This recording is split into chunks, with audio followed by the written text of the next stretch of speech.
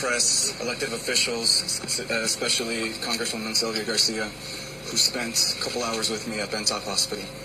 Thank you, friends, for showing up, family members, former students of mine that I saw in the crowd. Thanks for coming.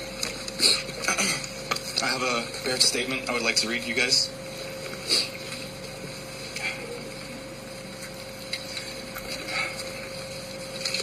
I am Ronaldo Salgado, the oldest son of Lorenzo Salgado Araujo. I want to tell you about my dad. He was a hard-working family man who never wanted his name to be known by anyone outside of his family. He wanted nothing else in life but to provide for his wife and see his sons become great people. He was also a man of routine.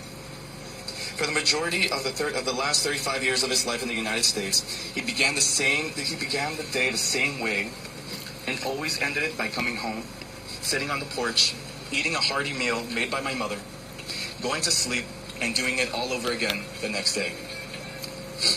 Let me tell you about my father's last day alive, with as much detail as possible, because it's vividly replaying in my head over and over again. At 5 a.m., my mom and dad woke up before the rest of the world did. My dad brushed his teeth, he showered. My mom cooked him a huge meal for him to eat that day. At 5:50, my dad got dressed, grabbed his lunch and coffee, hugged and kissed my mom goodbye, slipped on his hat for the day, loaded his lunch, his work boots, his coffee in his work van. He patted our dog on his head goodbye and drove off to pick up his crew for work. At 6:45 a.m., he should have been picking up the last of his guys before heading to North Houston to finish up construction on some houses. 5 minutes later, unbeknownst to me, at 6:55, unbeknownst to all of us, my dad had been shot inside his van near the intersection of Wayside and Canal by ICE agents in unmarked cars. I want to tell you about my day.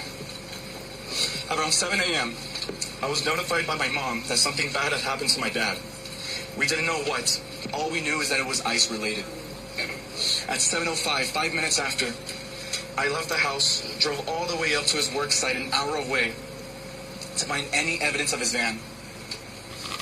Had he been detained by ICE, he would have wanted the van to be delivered to the work site so that the other workers that were there could finish up the houses and the families could get paid. By 8 a.m., after not finding any evidence, I saw a Facebook post on the Southeast Houston Facebook page about ICE activity on the intersection of Wayside and Canal. It's a place where I've called home. The East End has been our home. I live not too far away from there, so I'm familiar with the area.